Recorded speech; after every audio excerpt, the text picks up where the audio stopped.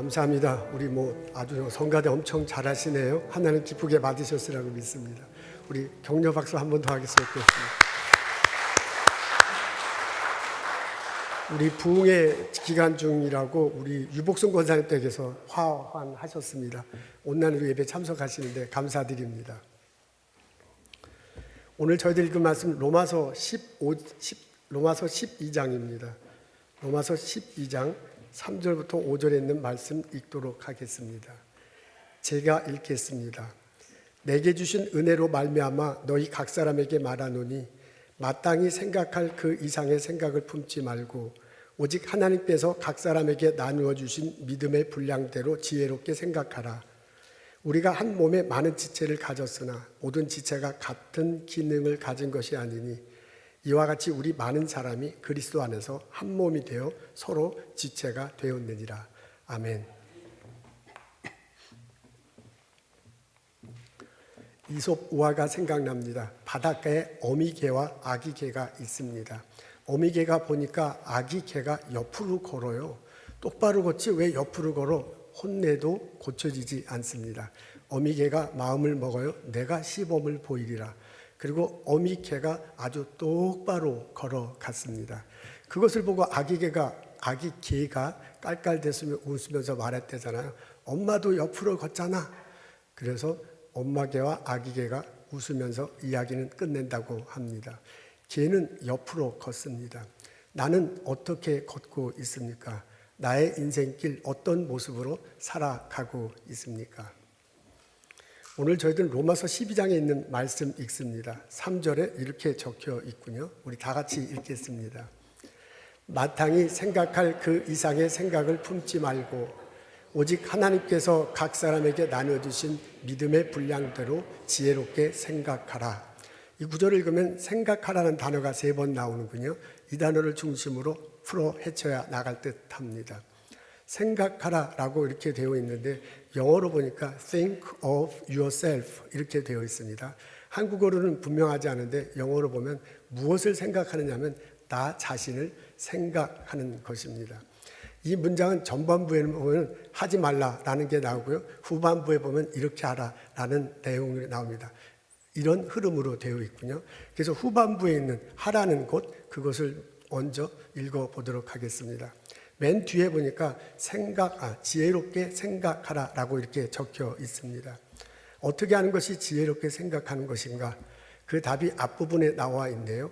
하나님께서 각 사람에게 나눠주신 분량대로 믿음의 분량대로 생각하는 것이 지혜로운 것이다 라고 그렇게 적혀 있습니다. 이 문장을 보면 3 단어가 눈에 들어옵니다. 하나님, 믿음, 그리고 각 사람이라는 단어입니다. 각 사람이라는 거니까 결국 나 자신을 말하는 거잖아요. 그러니까 하나님, 믿음, 나 자신 이런 프레임워크를 갖고 있습니다. 이걸 이렇게 덧붙여 보자면 내가 하나님에 대한 믿음으로 나 자신을 생각하면 나 자신을 바라보면 그것이 지혜로운 것이다 라는 뜻입니다. 다른 말로 하자면 나와 하나님과의 관계 속에서 나 자신을 발견하면 나 자신을 들여다보면 그것이 바로 지혜로운 것이다 라고 바울이 우리에게 알려줍니다. 근데 사람들은 대부분 이와는 반대로 살아가죠. 하나님 없이 인생을 살 때가 참 많습니다. 나는 나 스스로 존재한다. 내가 생각하고 행동하고 삶을 살아가요. 그것이 바로 나다. 나의 지혜가 있죠. 지식이 있고 능력이 있습니다. 그걸 가지고 내 마음껏 활용하면서 인생을 살아갑니다. 나는 주도적으로 살아가요. 내 주변에 여러 사람들이 있죠. 가족이 있고 일터에 같이 일하는 동료들이 있습니다. 이웃들이 있습니다. 그런 사람들을 만날 때 내가 내 중심에 두고 이런 사람들과 관계를 맺습니다. 내 주변에 수많은 많은 사람들인데 그 중심은 나야. 내가 주도적으로 인생을 이 관계를 이끌어 가고 있습니다. 이렇게 살아온 나는 열매 맺은 것이 제법 있습니다. 그리고 또한 앞으로도 그 많은 열매를 맺을 것입니다. 이렇게 살아온 나는 나 자신에 대해서 자랑스럽습니다. 남들에게 좀 뽐낼 것이 많이 있습니다. 이런 모습을 가지고 우리는 대체로 살아가게 마련입니다. 사도 바울이 그런 태도로 살아가는 것이 좋지 않다라고 그렇게 말하는 거예요. 그것이 바로 마땅히 생각할 것 이상의 것을 생각하는 거다. 그렇게 하면 안 된다라고 오늘 본문에서 권면하고 있습니다. 그리스 신화에 보면 이카루스라는 인물이 등장합니다. 이카루스와 아버지가 미궁에 갇히죠. 미궁은 미로가 아주 많은 궁입니다. 그곳에 아버지하고 아들이 갇혀서 이게 너무 미로가 꽉 차 있어서 빠져나가지 못합니다.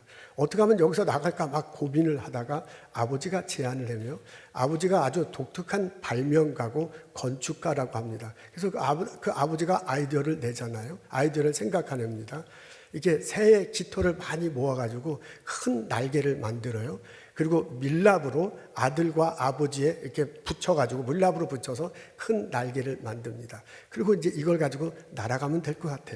그때 아버지가 아들한테 이렇게 얘기하잖아요. 우리가 이거 날아갈 때 너무 하늘로 올라가도 안 된다. 너무 바다 가까이 가도 안 된다. 요 중간으로 날아갈 것이다. 그렇게 얘기합니다. 만일 우리가 너무 하늘로 올라가다 보면 태양 빛의 열을 받아서 밀랍이 녹고 이 날개가 없어져 우리 추락할 것이다 라고 그렇게 얘기를 하죠. 근데 너무 또 밑으로 바다로 간다면 바닷물 때문에 날개가 젖어서 날아가지 못할 것이다 라고 그렇게 얘기합니다. 드디어 아버지와 아들이 하늘을 날리기 시작했습니다. 날개짓 쫙 하니까 막 쫙 올라가는 거예요. 너무 좋아요. 이게 미로 속에 빠져서 나오지 못했던 그 궁을 한 번 날개짓하고 두 번 날개니까 쑥쑥쑥 올라가지고 빠져나오는 겁니다. 아들이 신이 났습니다. 날개짓 막 하면서 그냥 하늘로 올라가 태양에 가까이 갔어요. 그 바람에 밀랍이 태양열에 녹아버리고 맙니다. 날개가 퍼지니까, 날개가 사라지니까 그냥 그대로 추락해서 바닥에 떨어져 죽었다는 내용입니다. 인간의 욕망, 인간의 한계 등등을 알려주고 있습니다. 소크라테스가 말했다고 하잖아요. 너 자신을 알거라. 우리 자신에게, 그러니까 욕망이 있는 나 자신, 그럼에도 불구하고 한계가 있는 나, 이런 나 자신을 들여다보고 사는 것, 그것이 소중한 것이다 라고 소크라테스가 우리들에게 말해주고 있습니다. 그리스 사람들이 말하는 신과 우리가 믿는 하나님과는 천지 차이죠. 이게 뭐 비교할 수도 없는 거지요. 근데 그리스 사람들이 그 신화 속에서 밝힌 인간에 대한 이해는 오늘날 우리들 사는데도 많은 도움이 됩니다. 우리 인간에게는 한계가 있습니다. 우리 인간에게는 부족함이 있습니다. 그것을 인정하는 것이 좋다라는 내용입니다. 나의 생각은 너의 생각과 다르고 나의 길은 너의 생각과 다르다. 하늘이 땅보다 높은 것 같이 나의 길은 너의 길보다 높고 나의 생각은 너의 생각보다 높다라고 하나님께서 우리들에게 알려줍니다. 우리 믿음을 가지고 하나님 앞에 나아갈 필요가 있습니다. 내가 하나님을 믿습니다 고백할 때 나와 하나님과는 같은 하나님과 관계 속에서 내가 살아가는 것입니다. 이런 관계 속에서 살 때 그 삶이 지혜로운 것이다. 그런 삶이 마땅한 삶이다. 그런 삶이 분수에 맞는 삶이다 라고 바울이 오늘 우리에게 권면하는 것입니다. 여러분 어떻습니까? 나는 내 인생길 걸어가는데 하나님과 관계를 맺고 살아갑니까? 아니면 하나님 없이 인생을 살아갑니까? 우리가 하나님 믿음 안에서 인생을 살아갈 때, 우리가 하나님 믿음 안에서 인생을 살아갈 때 나 자신에 대해서 알게 되는 것이 많습니다. 그 중에 세 가지 중점적으로 추려보자면 이렇습니다. 첫째, 나는 구원 얻은 자이다 라는 것을 압니다. 내가 예수 그리스도를 믿을 때 구원을 얻을 수 있습니다. 십자가 다시고 부활하신 예수 그리스도, 그분을 통해서 내 죄가 용서됐고 의롭게 됐다. 천국에 대한 소망을 가지며 살 수 있게 됐습니다. 나는 하나님과 관계를 맺으며 살게 되는 겁니다. 둘째, 내가 하나님으로부터 은사와 능력을 받았다라는 것을 알게 됩니다. 하나님께서 이 세상을 창조하셨습니다. 6일째 인간을 만드셨어요. 그리고 그 인간에게 본인이 창조하신 이 모든 세계를 다스리고 정복해달라고 부탁합니다. 그렇게 부탁하면서 또한 우리 인간에게 각자에게 독특한 은사를 허락하셨습니다. 오늘 우리 12장 앞부분을 읽었는데 중간 뒷부분으로 가면 은사가 여러 가지가 나와요. 그리고 또 성경 다른 데 보면 재능도 나오지요. 그런 은사와 재능을 우리한테 주면서 그 은사와 재능을 가지고 이 세상을 다스리고 정복하라고 부탁하십니다. 하나님은 나에게 적절한 아주 그 좋은 은사를 주십니다. 그리고 또한 하나님이 나에게 능력을 허락하셨습니다. 하나님이 이 세상을 창조하셨죠. 그리고 그 하나님께서 이 세상을 운행하십니다. 그분이 갖고 있는 힘은 어마어마해요. 우리가 감히 접할 수 없는 놀라운 능력입니다. 근데 그분이 나를 창조하실 때 그 능력의 일부분을 나에게 심어주셨습니다. 하나님이 이 세상을 창조하면서 나를 창조하실 때 나에게 창조적 아이디어를 심어주셨습니다. 그리고 때때로 내가 살아가면서 어떤 장소에서 어떤 프로젝트에서 어떤 때 그 능력이 일어나도록 그 창조력이 생겨나도록 우리를 이끌어 가십니다. 그렇게 하나님은 나에게 은사를 주시고 능력을 주시고 창조력을 주셔서 그리고 나로 하여금 이 세상을 이끌어 가라고 부탁하십니다. 세 번째, 하나님은 나에게 나를 주변에 공동체를 형성하고 공동체를 활성화시키라고 그렇게 부탁하십니다. 나는 공동체를 형성하고 공동체를 활성화할 그런 의무가 나한테는 있습니다. 여러분, 내가 예수를 그리스도로 고백하고 나서 예수 믿는 사람들과 같이 사귀게 됩니다. 예수 안에서 형제 자매들을 만날 수 있습니다. 근데 그 예수 안에서 형제 자매들이 만나서 한 공동체를 자연히 이루게 돼. 그리고 그 공동체가 막 살아 움직일 수도 있고 그 공동체가 침체되고 사장될 수도 있습니다. 나도 그 공동체의 일환이야. 오늘 이렇게 성경 뒷부분에 보면 너가 지체다. 그리고 너 지체로 해서 교회 공동체가 세워진다. 이런 내용이 나와요. 그리고 로마서 뒷부분에 보면 삶 속에서 어떻게 살아가면서 이 세상을 밝게 만들까 하는 내용들이 쭉 나옵니다. 그 말은 뭐예요? 하나님께서 나에게 독특한 은사를 주시고 나를 통해서 이 공동체가 세워지도록 요청하시는 거예요. 그리고 그 공동체가 살아 움직이도록 요청하시는 겁니다. 그래서 나에게 은사를 주시고 그래서 나에게 능력을 주시고 창조력을 주신 것입니다. 그 공동체가 가족일 수도 있습니다. 그 공동체가 교회일 수도 있고요. 학교일 수도 있고 연구소일 수도 있습니다. 나의 스몰 비즈니스 하는 것에 손님과 나 이루는 그런 느슨한 공동체지만 그것도 공동체잖아요. 그런 것 속에서 나를 통해서요, 이게 활성화 되기를 원합니다.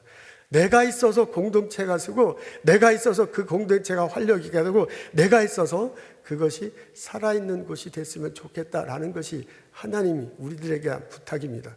내가 예수님을 믿을 때, 내가 하나님 앞에 나아갈 때, 하나님과의 관계에 갈 때 이런 나의 정체성을 분명히 찾을 수 있습니다. 나는 예수님에서 구원받은 자다. 하나님은 예수를 통해서 나에게 독특한 은사와 재능과 창조력을 허락하셨다. 예수님은 나를 통해서 내 주변에 공동체가 쓰고 활성화되기를 원한다 라는 것을 알 수 있습니다.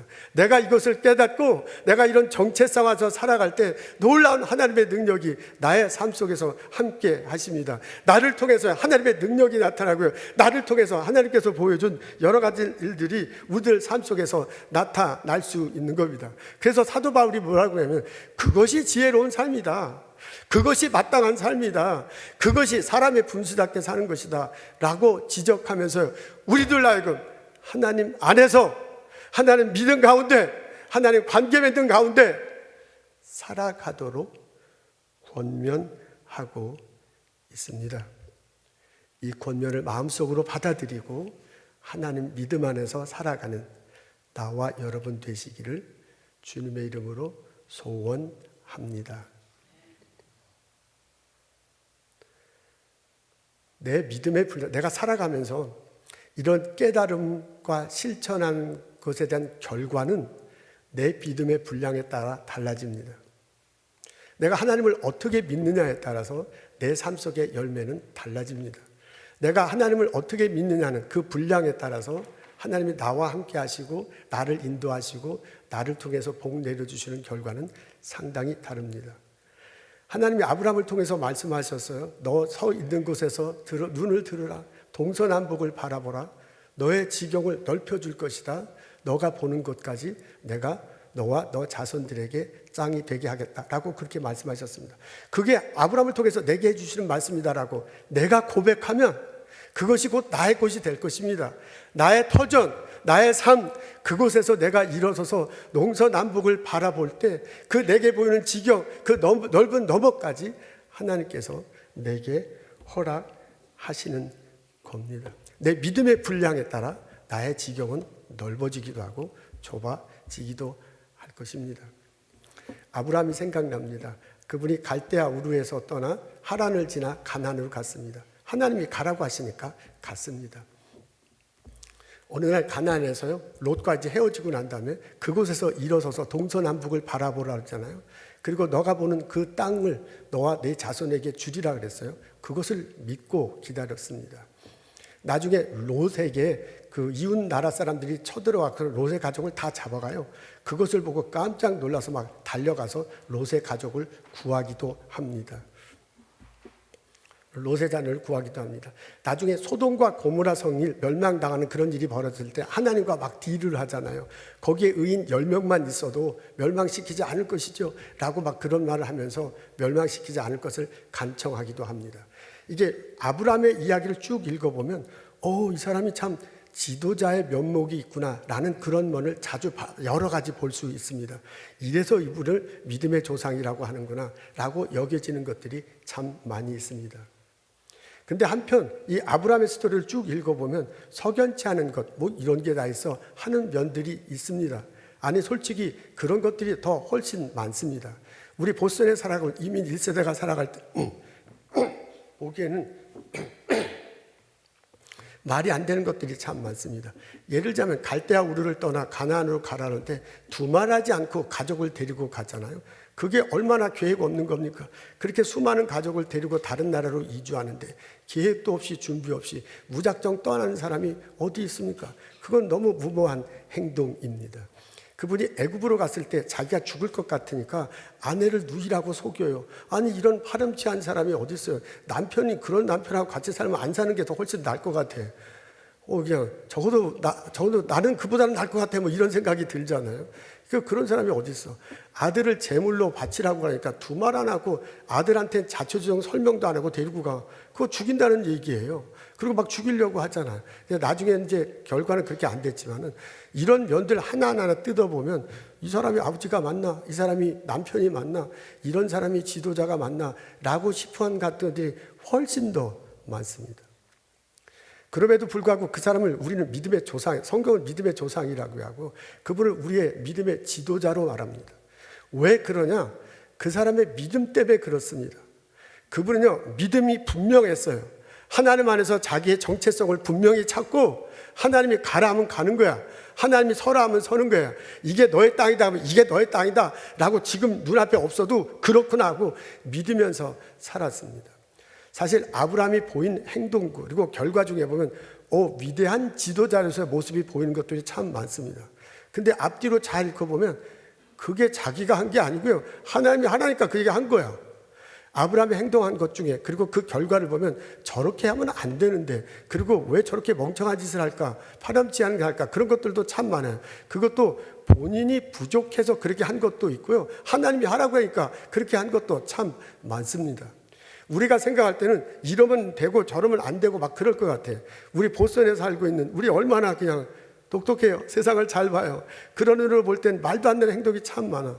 근데 이렇게 해도 저렇게 해도 아브라함한테는 아무 상관이 없었어. 아브라함이 생각하는 건 믿음 하나야. 하나님 하나야. 나는 하나님과의 관계 속에서 내 정체성을 찾는다. 하나님이 하라면 한다. 하나님은 가라면 간다. 하나님이 서라면 선다. 그겁니다. 그 과정과 결과가 우리들 앞에 어떻게 보여서 지도자가 되느냐 안 되느냐 그거하고는 아무 상관이 없어. 아브라함은 하나님이고 그분에 대한 믿음이었습니다. 그 태도, 그 믿음을 보시고 하나님이 그에게 축복하세요. 하나님에게 놀라운 일들을 펼쳐주세요. 결국 하나님이 그의 삶을 들어서 복의 근원으로 삼고 우리들로 하여금 지도자로 삼습니다. 놀랍게도 고맙게도 때로는 두렵게도 이런 일이 우리들에게 고스란히 벌어집니다. 내가 정말 하나님을 믿는가? 내가 정말 하나님 관계 속에 살아가는가? 나의 믿음의 분량은 얼마인가? 라는 것에 따라서 하나님이 나와 동행하시고 역사하시고 이끌어 가시는 것은 많은 차이가 집니다. 하나님이 아브라함에게 하신 말씀이 나에게 하신 말씀이다. 나의 그 삶의 터전에서, 내가 그 일하는 곳에서, 내가 연구소 하는 그곳에서 내가 서서 동서남북을 바라보고 하나님께서 지평을 넓혀줄 거다, 수많은 사람들을 보내주셔서 함께 일할 거다라고 내가 정말 믿으면 그 일이 벌어질 것입니다. 근데 내가 그것을 듣기는 들어도 믿지 않는다면 나의 일터 속에선 아무런 일도 벌어지지 않습니다. 그것은 마치 스트로하고 속류관하고 비슷합니다. 여러분, 우리가 드링크를 마실 때 스트로 이렇게 빨대 이렇게 꽂잖아요. 그리고 그걸 이렇게 빨아서 마십니다. 근데 어떻게 여기에 조금 하면 조금밖에 안 들어요. 근데 이렇게 넓은 거 보면 막 이렇게 많이 두르잖아요. 그런 거하고 비슷해요. 속유관이라고 있습니다. 기름 보내는 거 있죠. 엄청나게 큰 통을 통해서 나라와 나라를 연결하면서 속유관을 보내잖아요. 그런 거하고 아주 똑같아요. 내 믿음의 분량이 스트로만 하면, 요만하면 하나님과의 교류도 그만큼 있을 거고, 하나님께서 내리는 인도하심과 은총함도 요만큼 내 삶에 벌어질 것입니다. 근데 내 삶이요, 내가 엄청나게 큰 믿음을 가지고, 하나님이 하라면 한다, 하나님이 가라면 간다라는 믿음 가운데서요, 내가 엄청난 믿음을 가지고 하나님과 관계를 맺으면 그분과의 교류, 그리고 그분과의 삶의 인도하신 결과는 엄청난, 내가 생각지도 못한 일들이 우리들 삶 속에 벌어지게 될 것입니다. 예수를 그리스도로 고백하십시오. 정말 내가 예수를 믿는다면, 예수님 안에서 내가 하나님을 믿는다면, 하나님은 나의 구세주입니다. 하나님은 나의 창조주십니다. 나는 당신의 종입니다. 라고 분명한 자신의 정체성을 하나님 안에서 찾으십시오. 그때 하나님이 내게 오셔서 나에게 부어주실 것입니다. 내 부족한 지혜를 채워주실 것입니다. 나의 결핍된 지식을 채워주실 것입니다. 내가 바닥난 한계에 하나님의 은혜를 부어주시고 능력을 부어서 새로 일어나도록 할 것입니다. 그래서 나의 삶 속에서요, 놀라운 일들이 벌어지도록 하나님이 인도하십니다. 내 믿음의 분량만큼 이런 일들이 나의 삶 속에서 벌어지게 될 것입니다. 프란시스 콜린스라는 분이 있군요. 예일 대학교에서 물리학, 화학 분야로 학위를 했네요. 노스캐롤라이나 의과대학 졸업한 후 의사가 되었습니다. 젊은 시절 그는 무신론자였고 과학이 모든 것들을 증명한다고 굳건히 믿었다고 합니다. 그런데 어느 날 환자를 돌보는데 환자로부터 질문을 받습니다. 당신은 하나님을 믿습니까?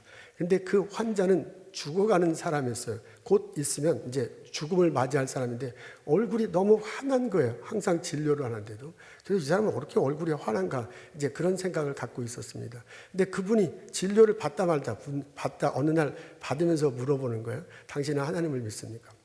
자기는 안 믿으니까 뭐라고 대답을 해야 되는데 그렇게 대답하기는 싫고 그냥 가만히 있었다고 합니다. 그리고 본인이 이제 사무실로 돌아왔어요. 근데 자꾸 그 질문이 생각나는 거야. 당신은 하나님을 믿습니까? 나는 하나님을 믿는가? 왜 하나님을 믿어야 하는가? 믿을 필요가 없는데 별의 생각을 많이 합니다. 근데 그 이후로 계속해서 하나님을 믿는가 안 믿는가에 대한 생각이 떠올랐어요. 그래서 이렇게 고민할 바에는 차라리 하나님이 누군지 성경을 읽어보자라는 그런 생각이 들었다고 합니다. 그 무렵 감리교 목사님부터 책을 하나 증정받았습니다. C.S. 루이스가 쓴 순전한 기독교입니다. 그 짧은 책자예요. 근데 그 책자를 읽어보니까 이건 다른 책자하고 좀 다르구나. 나름 논리 정연하고요. 철학적 체계가 잡혀 있어요. 무조건 믿어라 하고 막 생떼 쓰는 건 아니야. 그래서 이 사람이 이제 과학자로서 의사로서 그래서 흥미를 갖기 시작했는가 봅니다. 그래서 계속해서 그 책을 읽습니다. 나중에 그 책을 읽은 소감을 이렇게 표현하는군요.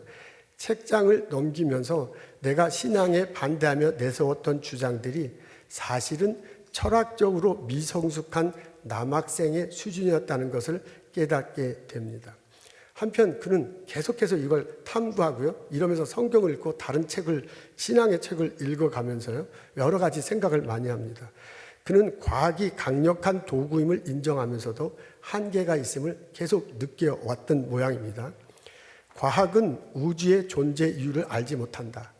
인간의 도덕적 직관이나 정의에 대한 갈망을 설명할 수 없다. 삶의 궁극적인 의무에 답하지 못한다. 이런 것들이에요. 이런 것들에 대해서 계속 과학적 탐구를 하고 의사로서 프랙티스 하면서도 이런 질문, 이런 고민들이 무척 많았던가 봅니다.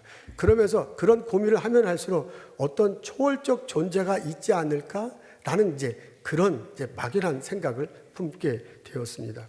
1977년 27살 나이 미국 북서부 쪽에 캐스케이드 사막이 있습니다. 워싱턴 포틀랜드주 거기에 있는 사막이죠.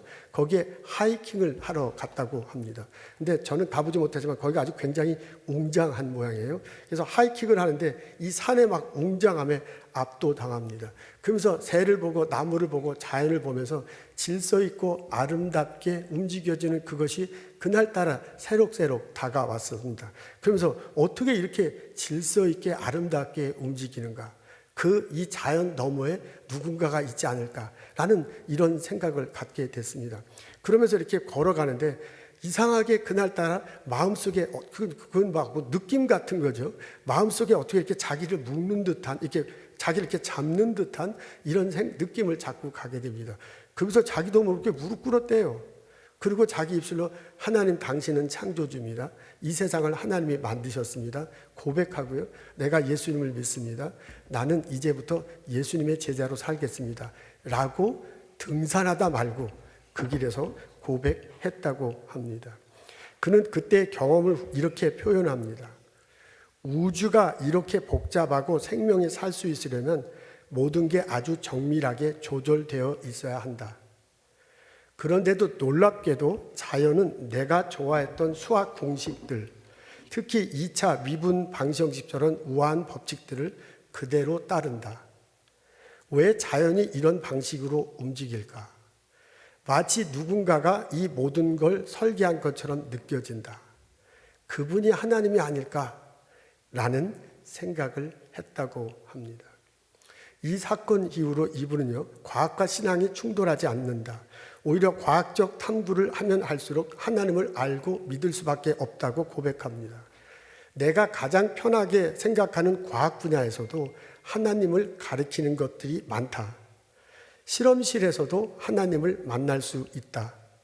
하나님께서는 우리에게 과학자라서 하나님 창조에 대해 배울 수 있는 기회를 주셨다. 이는 예배의 놀라운 한 형체가 될 수 있다. 실험실에서 하나님 믿는 마음으로 실험하면 그 실험실 바로 예배 장소가 된다라는 그런 얘기입니다. 여러분 지금 앞에 계신 분이 그분이에요. 이분이 2009년부터 2021년까지 NIH 미국 국립보건원 원장을 역임했다고 합니다. 12년 동안 역임했는데 오바마 대통령, 트럼프 대통령, 바이든 대통령 정권이 3번 바뀌는데도 계속 12년 동안 했다고 그래요. 이게 디렉터급 아주 고위 공직자 중에서는 이분이 유일하다고 합니다. 코로나 팬데믹 기간 동안에는 백신 개발과 공중보건 대응에 핵심적인 역할을 했다. 무엇보다도 인간 게놈 프로젝트를 성공적으로 완수한 것이 가장 큰 업적이다. 맞습니까? 이런 건 나 잘 모르니까 이런 거 할 때마다 등골이장 해. 하여간 이렇게 적혀져 있습니다. 이분에 관해서. 이로 인해 유전학, 의학, 생명공학 분야에 혁명적인 변화를 가져왔다고 합니다. 지금 은퇴하시고 과학과 신앙이 밀접하게 연결된다라는 내용의 저서를 하거나 강연을 하면서 지내고 있다고 합니다. 예수 그리스도 앞에 나아가십시오. 하나님을 믿으십시오. 하나님과의 관계 안에서 나 자신을 찾으십시오. 그게 지혜로운 거다. 그게 마땅한 것이다. 그게 사람답게 사는 것이다. 라고 바울이 우리에게 말하고 있습니다. 내가 그렇게 될 때 올바로 사는 것이고 의미 있게 사는 것이고 풍성하게 사는 것입니다. 내가 그렇게 살 때 나의 삶의 지평은 놀랍도록 넓어질 것입니다. 내 삶의 자리, 내가 고민하는 그 자리, 나의 비즈니스 하는 곳, 내가 연구하는 곳, 나의 가족 그곳에서 내가 일어나서 동서남북을 바라볼 때 내 앞에 펼쳐지는 그 지정을 하나님이 가게 하실 것입니다. 나를 걷도록 해서 동쪽으로 서쪽으로 가게 하고요, 남북으로 가게 할 것이에요. 그 지경 끝까지 나로 하여금 똑바로 달리도록 할 것입니다. 그리고 그 삶 속에서 놀라운 열매를 맺히도록 하여 주실 것입니다. 여러분, 내 삶 속에 하나님과 동행할 때 하나님이 복 내주셔서 큰 열매를 맺을 수 있습니다. 그 열매를 가지고 이웃들과 나누고 이 땅에 고운하며 살며 하나님 영광 돌리며 살아갈 수 있습니다. 더욱 감사한 거는요, 어떻게 보면 더욱 놀라운 것은, 더욱 무서운 것은 내가 이렇게 살아갈 때 나의 신앙과 삶의 모습을 보고 나의 자녀들이 따라온다는 것입니다. 내가 예수님과 관계를 맺고 똑바로 걸어갈 때 나의 아들과 딸도 또한 그렇게 똑바로 걸어가게 될 것입니다. 때때로 이 험한 세상 보다가 옆으로 빠질 수도 있습니다. 치우칠 수도 있습니다. 그러나 언젠가 다시 돌아와서 나와 함께 또 믿고 우리는 기도합니다. 나와 우리들의 자손의 미래는 지금보다 훨씬 더 좋아질 것입니다. 하나님이 우리에게 그렇게 비전으로 보여주시고 우리를 이끌어 가고 있습니다. 바울이 내게 권면합니다. 믿음의 분량대로 생각하거라. 기도하겠습니다. 하나님, 예수 그리스도를 저희들에게 보내주셔서 감사합니다. 그 예수님 믿고 그 예수님의 손을 잡고 하나님을 향해 똑바로 걸어갈 수 있도록 도와주옵소서. 하나님, 나와 내 자녀들의 삶 속에 임하셔서 우리들의 삶이 의미 있고 똑바르고 풍성할 수 있도록 도와주시옵소서. 우리들에게 주신 은사 헛되이 버리지 않고 하나님께 주신 능력 내 삶 속에서 깊이 경험하며 많은 열매 맺으며 살아가게 하옵소서. 우리 자녀들을 하나님께 의탁드립니다. 예수님 감사합니다. 예수님 이름으로 기도합니다. 아멘.